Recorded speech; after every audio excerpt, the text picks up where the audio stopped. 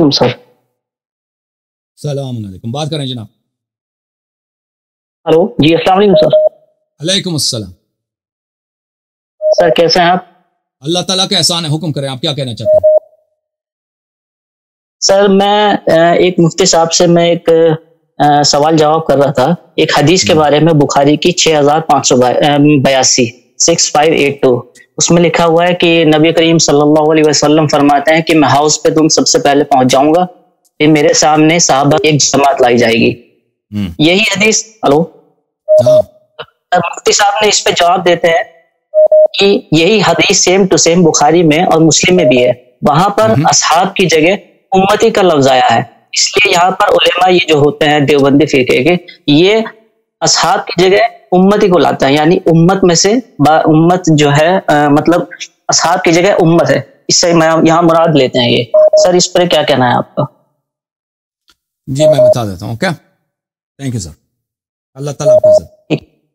ہاں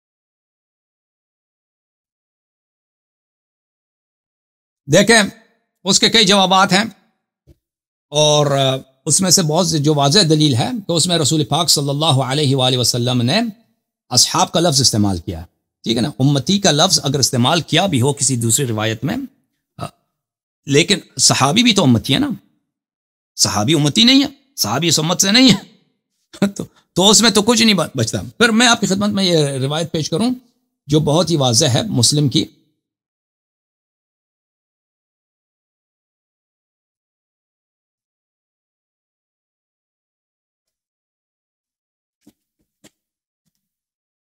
صحیح مسلم کی یہ حدیث ملاحظہ فرمائیے۔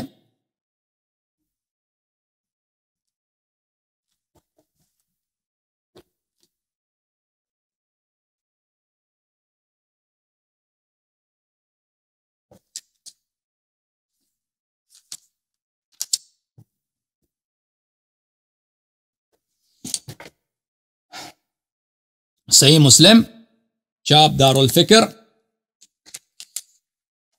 مسلم چاپ دار الفکر، کتاب چھپی ہے کب؟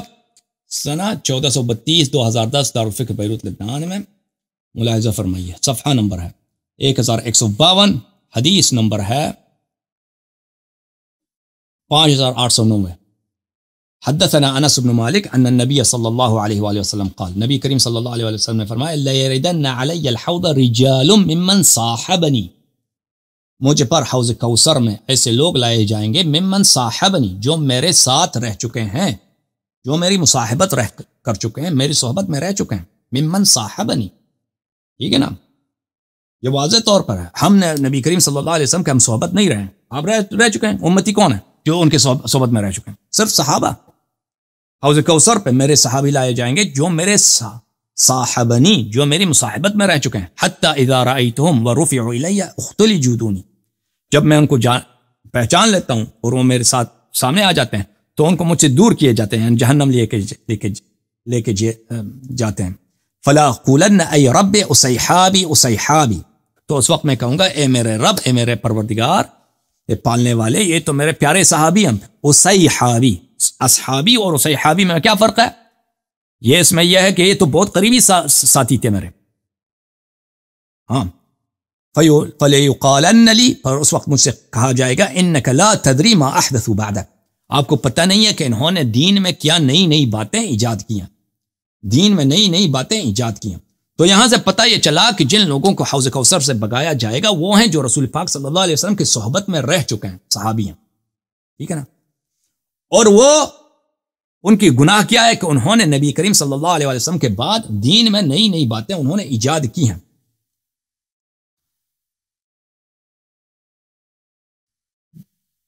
دین میں انہوں نے کیا کیا؟ نئی نئی باتیں ایجاد کی ہیں۔ اچھا، اور میں آپ کو پتہ ہے پر یہ لوگ کون ہیں؟ یہ صحابی ہیں اور یہ دین میں نئی نئی باتیں ایجاد کی ہیں. لازمی بات ہے میرے محترم ناظرین کہ دین میں نئی چیزیں ایجاد کرنا اس کو بدعت ہی کہتے ہیں، اور کچھ اور چیز ہی نہیں ہے بدعت کے علاوہ.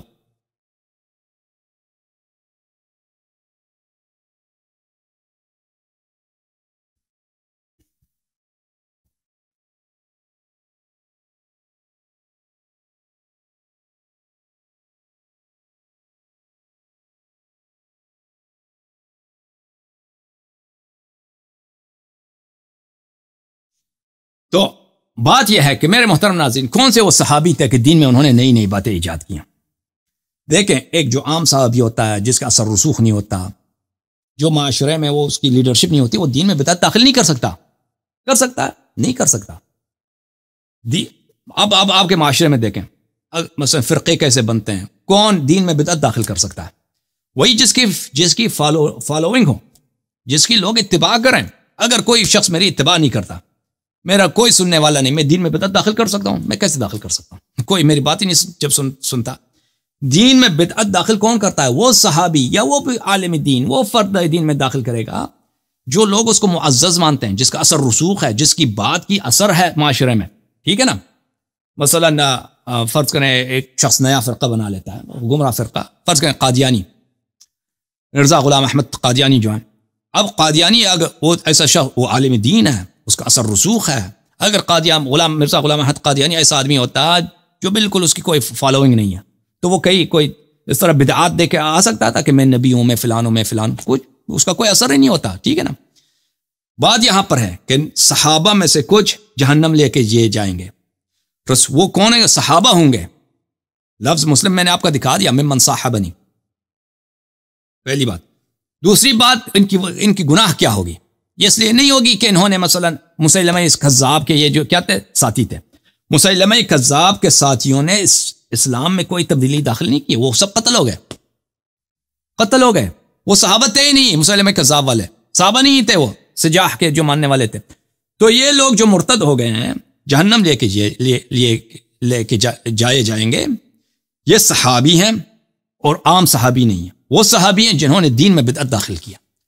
اور صحابہ میں کس نے دین میں بدعت داخل کیا؟ وہی لوگ جو لیڈرشپ کے مقام پہ پہنچے تھے، جو قیادت کے منزلت پر پہنچے تھے. اور وہ کون ہے میرے محترم ناظرین؟ وہ صحابہ میں سے یہ افراد ہیں جو صحابہ میں سے لیڈرشپ کے مقام پر پہنچے. ابو بکر ہے، عمر ہے، عثمان ہے، معاویہ ہے، مروان ابن الحکم ہے، اور عبداللہ ابن زبیر. اس کی بھی خلافت بنی تھی مکے میں کچھ عرصے کی. یہ 6 افراد ہیں صحابہ میں سے جو لیڈرشپ کے مقام پہ پہنچے. تو یہ لوگ ہیں. ٹھیک ہے نا؟